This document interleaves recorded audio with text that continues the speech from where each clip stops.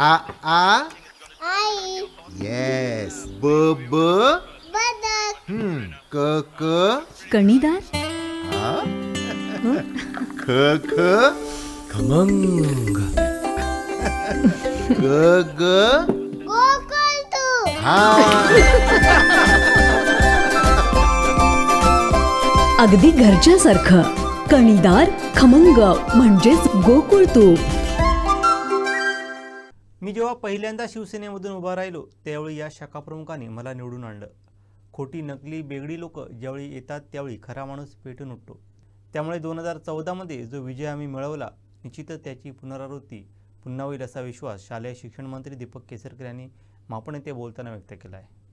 आज जो बाळासाहेबांच्या विचारांबरोबर राहिला तो शाखाप्रमुख आमच्याबरोबर येत आहे याचा मला मनापासून आनंद आहे. हिंदुत्वाचा विचार ज्या ठिकाणी आहे त्या ठिकाणी शिवसैनिक राहणार ही वस्तुस्थिती आहे. मी जेव्हा पहिल्यांदा शिवसेनेमधून उभा राहिलो त्यावेळी या शाखाप्रमुखांनी मला निवडून आणलं. खोटी नकली बेगडी लोक ज्यावेळी येतात त्यावेळी खरा माणूस पेटून उठतो. त्यामुळे 2014मध्ये जो विजय आम्ही मिळवला निश्चितच त्याची पुनरावृत्ती होईल असा विश्वास शालेय शिक्षण मंत्री दीपक केसरकर यांनी मापण येथे बोलताना व्यक्त केला. तालुक्यातील मापण जिल्हा परिषद मतदारसंघातील जिल्हा परिषद माजी आरोग्य व शिक्षण सभापती विकास गवंडे, उद्धव बाळासाहेब ठाकरे शिवसेनेचे उपतालुका प्रमुख विलास राऊळ, कोचरा शाखा प्रमुख आनंद मळेकर, निवतीचे माजी शाखा प्रमुख पुरुषोत्तम कोचरेकर, मापण शाखा प्रमुख मंदार चव्हाण, निवती महिला संघटक अर्चना कोचरेकर, मेढा ग्रामपंचायत सदस्य शीतल पाटकर, तृप्ती कांबळी, अमिता राठवळ, माजी ग्रामपंचायत सदस्य राजश्री रांजणकर, सुरेश पडते यांच्यासहित उद्धव बाळासाहेब ठाकरे शिवसेनेच्या मापण, निवती, कोचरे व चिप्पी येथील सुमारे 250 कार्यकर्त्यांनी शालेय शिक्षण मंत्री दीपक केसरकर यांच्या प्रमुख उपस्थितीत शिवसेना पक्षात प्रवेश केला. पाट हायस्कूल समोर असलेल्या शिरोई मंगल कार्यालयामध्ये सोमवारी हा भव्य प्रवेशाचा कार्यक्रम संपन्न झाला. शिवसेनेचे उपजिल्हा प्रमुख सचिन देसाई, जिल्हा संघटक सुनील डुबळे, तालुका संघटक बाळा दळवी व विभाग प्रमुख दत्ता साळगावकर यांच्या विशेष प्रयत्नातून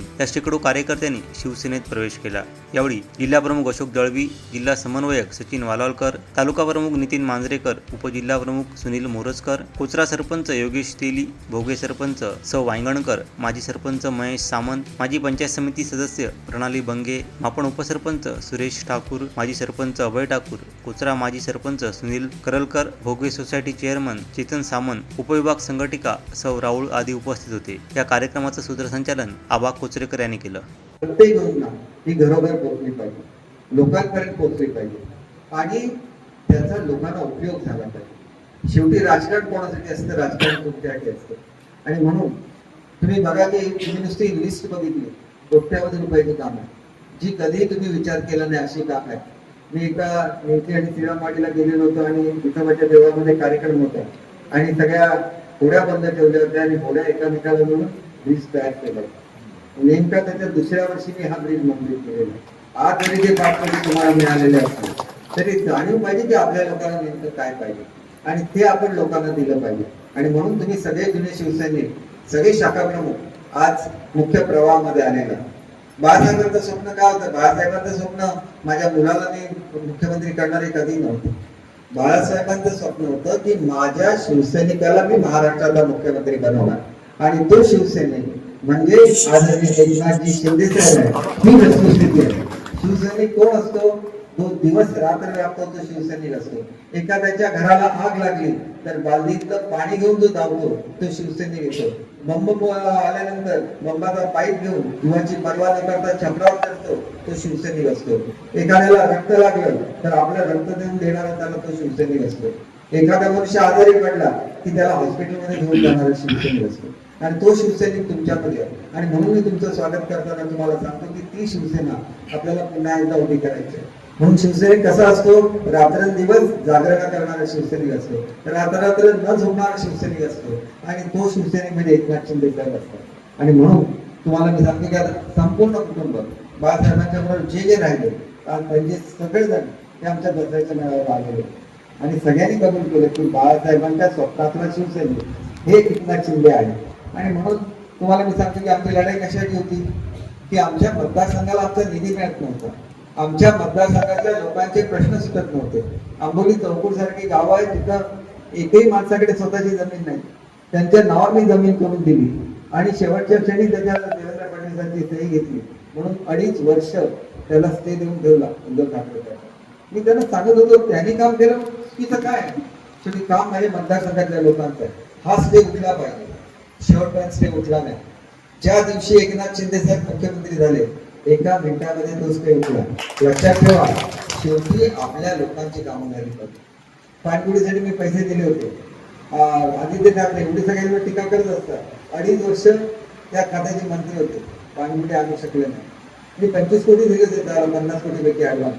आताच्या आमच्या सरकारने 50च्या 50 कोटी आणले आणि केंद्र शासनाकडून आणि 50 कोटी आणले. लवकरच ती पाणबुडी ही वेंगुर्ल्याच्या समुद्र किनाऱ्यावरील तिथे आणि जेटी मात्र नुसते एका जेटीला आम्ही 30-35 कोटी रुपये दिले.